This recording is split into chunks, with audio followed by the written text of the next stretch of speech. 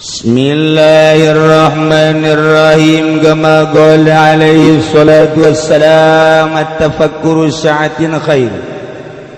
Dawi tafakkur sasai kulai becik tinimang saking ibadah sataun qala alaihi salatu wassalam.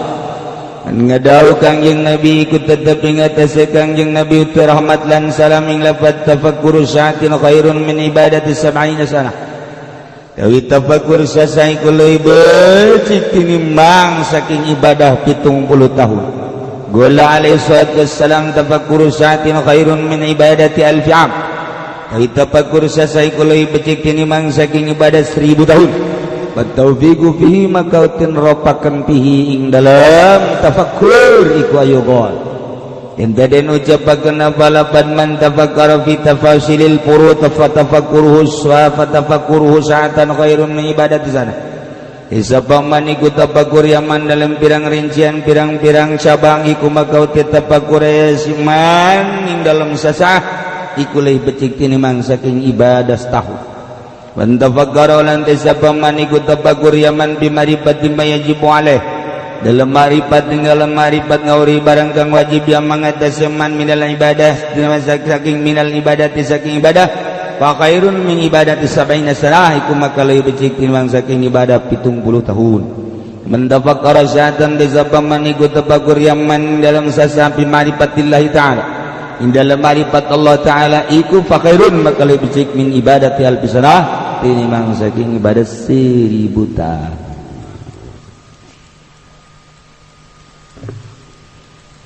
Cik Gusti Allah hadis qudsi nu dijelaskan ku Kangjeng, ana inda dhanni 'abdi bi wa ana ma'ahu hina yadhkuruni. Kaula mah kumaha sangkaan hamba kaula ka kaula, sangkaanana deket kula deket, sangkaan bareng kula bareng, sangkaan dunia aya jauh kula, sangkaan dunia eueuh kula aya deket. Wa ana ba'awina yadhkuruni, kuring bareng jeung hamba waktuna hamba inget ka kaula, tergantung inget-ingetna. Di mana ingetna di jero hate, zakartuhu fi nafsi. Di mana ingetna di jelema loba, zakartuhu fi malail asana minhu. Jadi manusia dengan tafakkurna beda-beda. Fal muradu minhum man fi wujudil insan. Jelema anu wujud nama manusia wahwa ilmu tafakkur, eta ilmu tafakkur tergantung pemikiran-pemikiran. Urang ngahiji kuari di dia pemikiran kan beda-beda.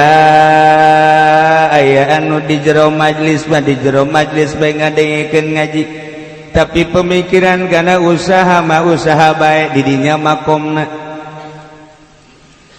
Lamun jelema teu rengenan dina jadi pamarentah bergelut di politik atuh makomna di dinya ngaji mah ngaji bae, orenganan mikiran nama politik bae.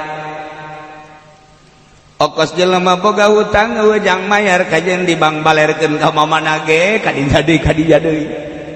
Hutang deui. Ngalamun deui. Teu bisa henteu kajen kupat.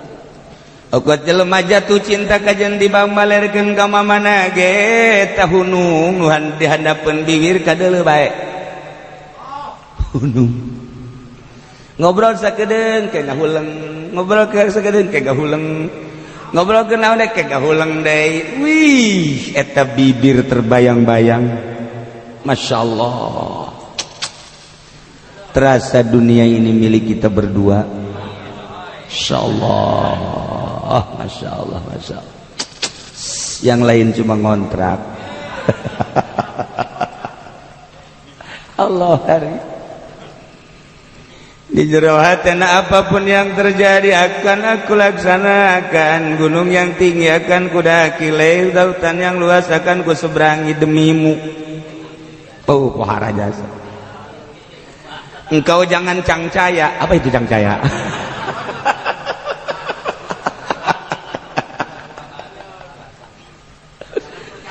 Pokoknya walaupun bagaimana nyawa akan kutaruhkan, engkau jangan cangcaya. Didinya makomna, didinya makom. ieu mah keur jaritakeun cinta ka Allah. Urang kadeukeutan urang ka Allah teh dengan bahasa wusul ilallah ma'rifatullah ngaranna kumaha tabirna. Ketika tabirna nyingka brek eueuh tabir urang jeung Allah wusul ilallah. Kahalangan ku kahayang urang tek dieu tabir antara urang jeung Allah. Kahayangna nambah tek makin kandal. Nomor kahiji urang hayang boga jabatan apapun akan dilaksanakan bila perlu dibeli hulu-hulu jelema. Jauh urang jeung Allah kahalangan ku tabir jabatan. Di samping eta urang deuk meniti usaha deui nyeun pabrik anu bakal menampung karyawan 1000 karyawan. Urang dijieun manajemenna sedemikian rupa arahan pemikiran urang teh per detik per menit per jamna teh ieu teh nyaritakeun tentang memikirkan tentang tabir, memikirkan tentang pabrik. Manajemen tambah deui tabir antara urang jeung Allah ku pabrik. Keuntungan nangke kurang bakal dibelikan ka sawah puluhan hektar ke urang jadi tuan takur tabir urang di dinya. Pamajikan gatu kudu nambah manya ieu mobil anyar deui pabrik nyieun ai pamajikan nu eta keneh kuno. Kuno atuh emang diberebes awewe. Jangan keberebes genting hideung ge tukang endog asin. Penting nurut. Kurang puas ka Lampung, putih gelis ngan adat.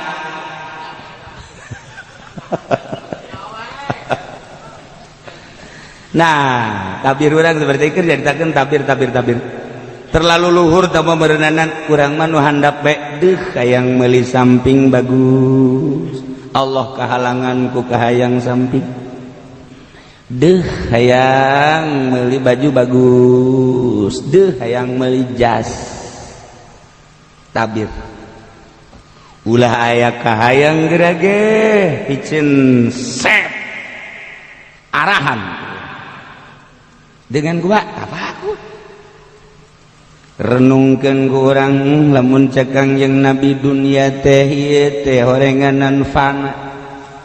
Kunaon di hati aing resep kana dunia pajiin jiin atuh aing jeung ucapan Kangjeng. Jelema nu cinta dunia mah moal wusul ilallah usahakeun ku urang awak.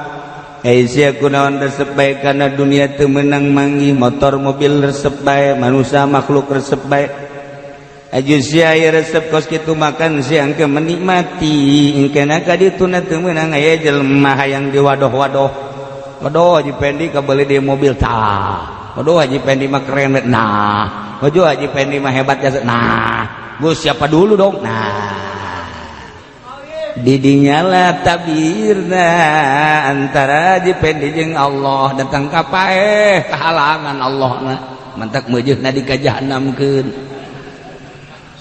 bidadari ge kageteun aya nyana di sorga tidak layak kayaknya orang gini masuk sorga saya enggak mau meladeni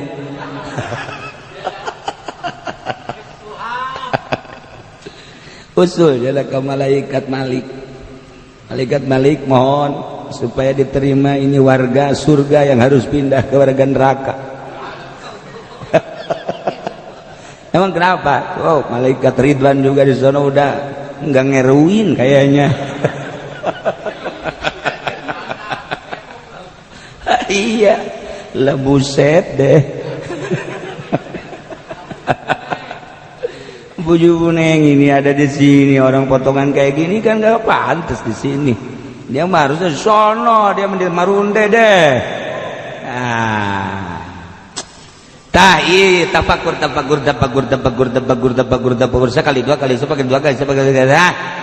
datang ke boga pemandangan heueuh nya ngahalangan.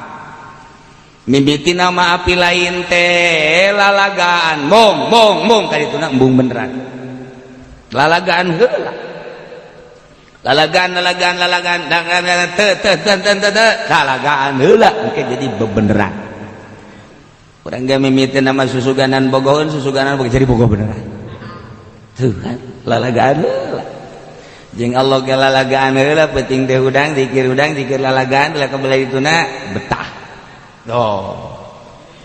Nah iyalah jadi pal muradu minhum nu dimaksud tinu kabeh tadi man fi wujudil insan manusia wujudna jelema wujudna manusia tetapi tergantung wahwa ilmu tafakur di jero tafakurna kumaha wujudna manusia tapi tafakurna kumaha aya di kata tafakuranana di dinya lah makom jelema teh dina tafakurna pemikiran anak cok geura ge pemikiran eta lah ta wujud manusia tapi pemikiranana garong wujud manusia tapi pemikiranana maung wujud manusia tapi pemikiranana buaya darat sia ta buaya darat ngarayap buaya mangarayapna di leuweung sia mah dibujal ibu buaya darat itu menang mang ibu bujal ngarayap bae buaya darat gitu ngaran satapakur da jelema jadi urang teh aing maragap aing napakuran naonnya unggal poena sok bertanyalah pada rumput yang bergoyang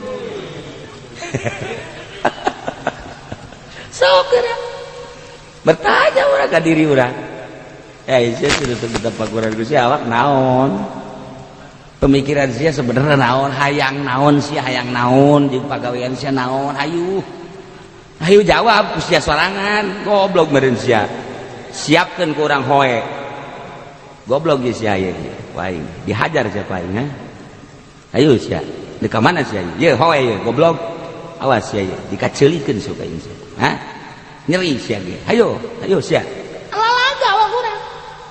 lalaga awak urang man fi wujudil insan wa huwa ibu tafakkur ieu mah kieu cakang jeung nabi tafakkur satin tafakkur sajam teh leuwih bagus tibatan ibadah satahun tafakkur sajam leuwih bagus tibatan ibadah terus bae satahun teu eureun-eureun jeung tafakkur sajam hebatan tafakkur sajam.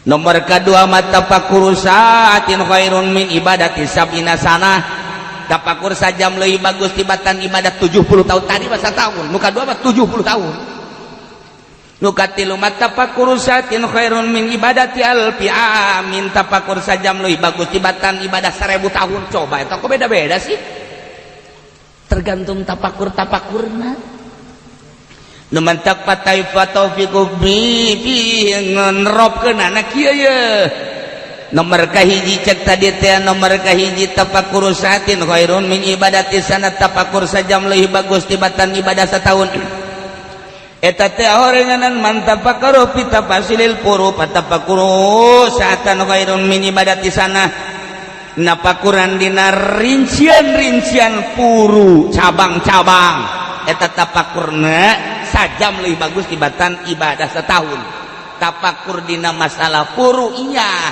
iki tafakuran kurang tentang cai tafakuran tentang praktek wudu tafakuran tentang syarat jeung rukuna tafakuran kurang salat rukun-rukun jeung syaratna geser-geser kurang mun kitu aing bakal nasah mun kitu bakal teu sah lamun kitu bakal na afdol mun teu kitu bakal kurang afdol kurang ngarawudu cek heula caina dicek heula tafakuran kurang cai cai ti mana ieu aya di dieu dipake kurang pake susu cititah kusaha ieu teh kemudian carana kumaha ieu teh sanggeus teh urang wudu sesuai sah tah henteu ketika urang sah ieu makom urang tadi mah urang boga hadas ku ari mah urang suci dapakuran bangsa puru-puru inya tah napakuran kos kitu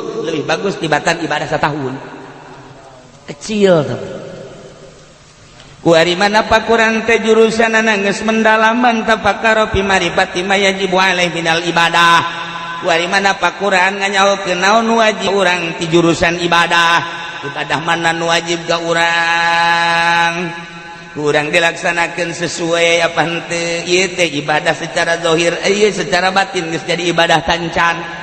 Kadeulina mah urang di masjid di luhur sajadah nage menang di Mekah meulina gambar Baitullah nage aya ngejedog di dinya. Taju urang nage make top, make baju jubah menang meuli di Mekah depang mahalna deui, make sorban nu bagus diudeng-udengkeun ku urang.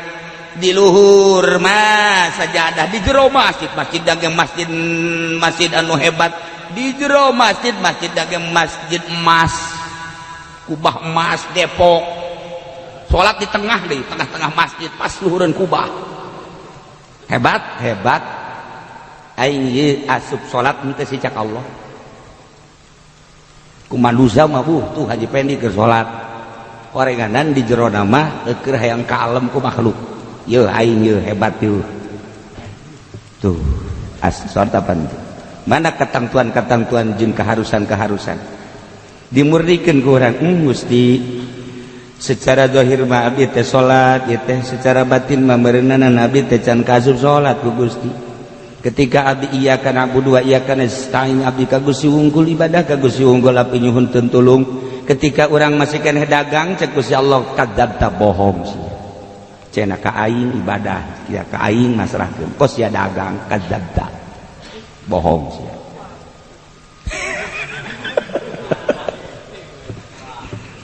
Ketika sia iyyaka na'budu wa iyyaka nasta'in ihdinas siratal mustaqim tuduhkeun Gusti abdi teh agama anu lurus teh siratal ladzina an'amta 'alaihim nabiyyin siddiqin syuhada'i was shalihin. Ku sia diomong-omong tapi sia ngadeukeutan katingkala ku sia Firaun.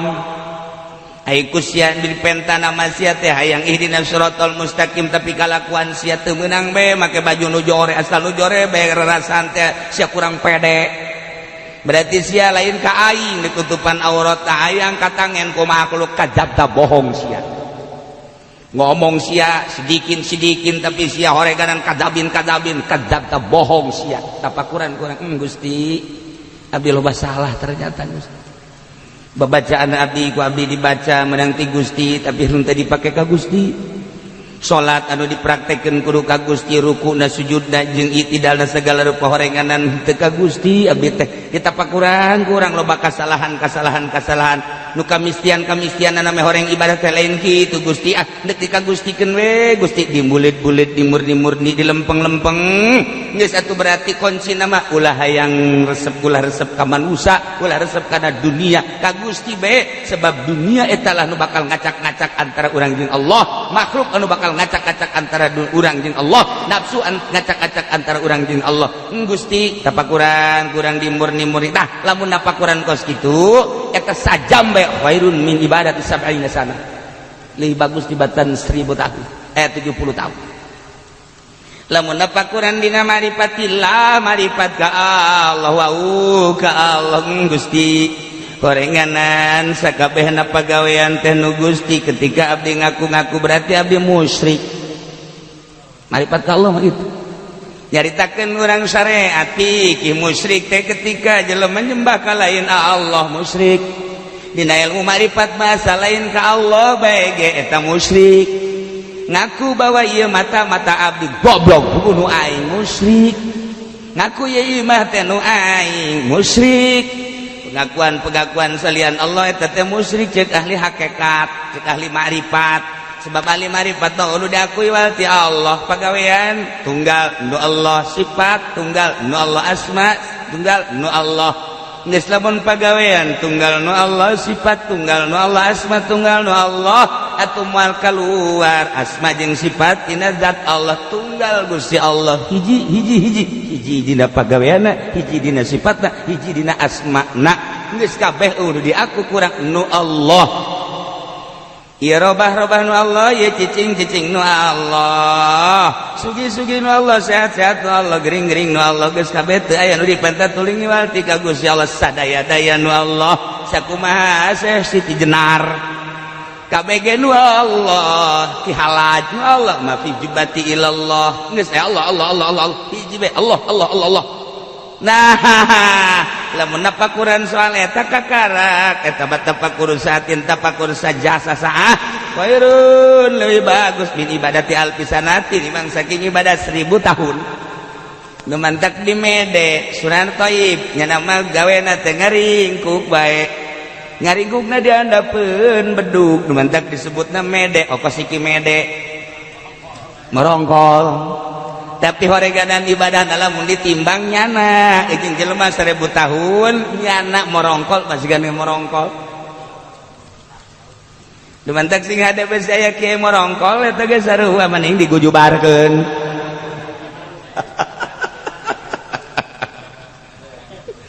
ulah kaget urang lamun ngadenge Habib Lutfi jelema loba anu heraneun namu ka Habib Lutfi peju mah ngobrol bae jeung Habib Lutfi datang ke teu salat nyana kaget bertanya-tanya cenah Habib Lutfi wali pan teu salat nyana teh kaget ketika turun Jumat aya nu ngabejaan alhamdulillah saya tadi berendeng dengan Habib Lutfi ih sial meureun katipu kiai nu ngobrol jeung Habib Lutfi nah deui kiai anu ngobrol bae ngobrol ieu iraha salatna cek anu iraha salatna nah satu ketika kiai titah nyokot asbak ka jero kamar ambilin asbak di jero kamar Habib Lutfi keur salat di ditu aya di ditu aya tuturkeun ku sia-sia nu katipu bakal amari bae ge kapan dek undangan ka ditu ka Gandaria nyana hees di jam 10 dohor hees kene asar hees kadeuleu ku hadamna jah hees kene magrib hees kene bae endeu kumaha ka Gandaria aja hees di dohor asar magrib hudang-hudang jam 8 heulai suuzon sia jana teu salat bahaya atuh geus kos kitu bae emang wa bual ka hati mantak besingke kadeuleu haji pendek teu salat rante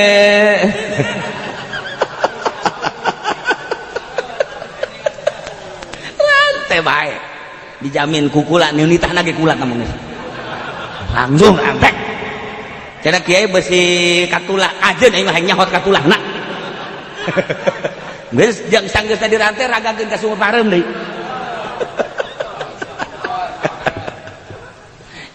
emang ku bagus Gus Dur mantak diisukeun dina koran urang inget bae kegedean perut tidak salat lantarannya waktu di Australia bareng jeung sababaraha kitu penulis naon gara-garana wartawan itu nyaho cicing hartawan warta payah anak buah ya Haji marahan nu salah nah diberitakan Gus Dur sudah tidak sholat lagi karena kebesaran perut beres kan sebab naon nyana di Australia selalu mendampingi dohor asal maghrib tidak sholat dohor asal maghrib tidak sholat ketika kapanggih jeung salah saurang anu selalu bareng jeung Gus Dur di hotel sholat bae bingung nyana Masya Allah ketika berbarengan kiai mah sumaot di Kerapyak sedangkan nyana wasiat ingin diimami oleh Gus Dur masih kena ya di Australia kuabeh bingung iya wasiat saya ingin diimami oleh Gus Dur karena Gus Dur na di ditu bingung udah tidak mungkin terjadi marilah kita laksanakan sholat mayit Gus jejer kabeh pas dek ditunjuk imam Gus Dur assalamualaikum maka sendal cepit sebelah lain alal hak lain lalagan sendal jepit sebelah lain assalamualaikum langsung Gus Dur kaharep teu dititah deui sebab lawan geus jambung rohna nya nama tuh geus teu diberitakeun deui langsung sholli ala hadzal mayit arba'atan imaman Allahu akbar masyaallah teu gideug kabeh loba nu teu sah salatna lantaran mikiran isis Gus Dur asli lain seperti itulah Gus Dur diomongkeun dijeljele dijojore apa marah moal sebab waktu saya dijelekin mungkin kelihatannya seperti itu teu marah asli mah lamun wali nu asli digogoreng moal marah sebab katembong kunyana nu jorena lamun lain wali marah Boy Haji Pendi gak sholat, hei goblok sia pajar teu sholat aing tolol baguran sasia sholat jeung aing hayo sia mah subhana rabbiyal a'la nangan 3 aing mah 21 goblok beureun. Tungtung nama ribut sholat. Gus Dur jojore kok maneh Habib Lutfi kuari jojore moal marah sebab naon penglihatan sieu mah kieu penglihatan sieu mah kieu lain-lain pokona moal kaharti kawari deka Gandaria lohor hees asar hees maghrib hees hadamna neuleuh ieu deuk acara ka Gandaria kok tidur we asa anu wani ngahudangkeun Habib Lutfi wani atuh emang si ieu dihudangkeun si ieu mah mun hees ngahudangkeun ge make suku hoi hoi hoi nya suku nya bodem euy hudang dia hudang Habib Lutfi sanuan hees bae teu salat zuhur asar maghrib sehingga ada di lain tempat deuleu aya eueuh geus kos kitulah wali Allah hese anu nya nama lamun keur puyeng-puyeng aya kapanggih jeung Kangjeng Rasul ada di hese kan geus rindu jasa ka Kangjeng Rasul ngoncian maneh tek kapanggih jeung Kangjeng Rasul walaupun mimpi pohat kuari kapanggih jeung Syekh Maulana Hasanuddin bebejakan ka kula saya ketemu dengan dan lain-lain sebagainya kapanggih jeung nu kosdar itu saat Habib Lutfi nyaritakeun kapanggih jeung Syekh Maulana Hasanuddin ieu kapanggih jeung genderuwo tanpa tukang-tukang kita urusan poen kabehan-kabehan bae nya namanya bae Nailah cerita tafakur di mana orang kuari posisi orang didinya maka kurang wujud insan man fi wujudin insan manusia jelema keneh dahar nakur pakaian nakur dan lain sebagainya tapi pemikiran beda-beda didinya lah pangkat-pangkat manusia pada hakikatnya ieu mah halu tajalli kabeh ge kapan ieu tajalli Allah emang lain nang Allah ngayakeun nang Allah eta demo lain nang Allah tajalli ari eta Ahok kos kitu lain Allah nang Allah ditajalikeun deuk kumaha aya hikmah jeung rahasia deuk memperlihatkeun datang ke mana ulama-ulama Allah menyikapi soal eta aya anu jelas-jelasan aya anu semu-semuan aya anu jelas-jelasan nang tanganana satu sosok manusia nu ditajalikeun ku Allah kos kitu wah merambah ka mana-mana jain Allah bae nu menilai urang ge bisa menilai kieu itu mah bener kieu itu mah salah kieu itu mah jahanam atuh dak Allah ketika Allah nyieun eta lah malu tajalli nah itu kayaknya ulama eta ditajallikeun ku Allah kumaha manusia ulama eta ditajallikeun politikus kabeh lain nang sasaada kabeh ge nang Allah ketika orang kembali ke hakikat nu puyeng kabeh nang Allah tinggal kumaha urang nah urang teh kumaha tapakur-tapakurna kos gitulah orang masih beruntung di zaman orang baheula aya Gus Dur tina teu kaharti jadi kaharti kuari tanda kewalianana teu eureun-eureun nu zarah panen teh mamun pae boro-boro batur pamajikan ge embungeun zarah anak ge kita zarah ku bapak bapak mah lagi hidupnya begitu ngapain kita zarahin iya tuh dia makan manusia bukan jin bukan ngapain kita zarah anak lagi kos gitu tah geus teu kita kalau batur tapi Gus Dur bae saha kabeh dararah urang aya inget bae ka almarhum abah bae ge Cina bae ge darah di Cina kula darah ka dinya aya Cina keur kikieuan ieu jadi cek kula teh macan naon nya ieu beres ditanya cek kok engko ini darah iya emang siapa yang suruh saya aja sendiri katanya mau dari mana dari Jakarta ini kok bisa jarak dulu kan saya susah sering jarak ke bapak katanya sekian dulu jadi kaya jadi saya rasa terima kasih boleh nggak saya di sini apa namanya masang hioh boleh kok gitu.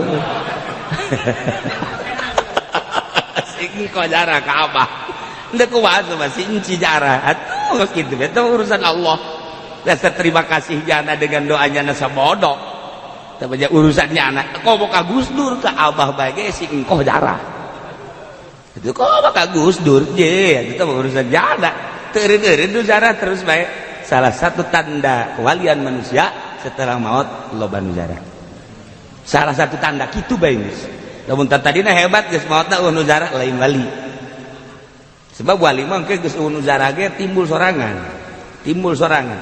ai urang mapan hayang seungit awak urang dimenyak seungitan ai wali bas seungitna seungit rohna nu kaambe ku irung roh deui urang mah bau make seseungitan seungit ai awakna mah seungit ai roh mah bau bentek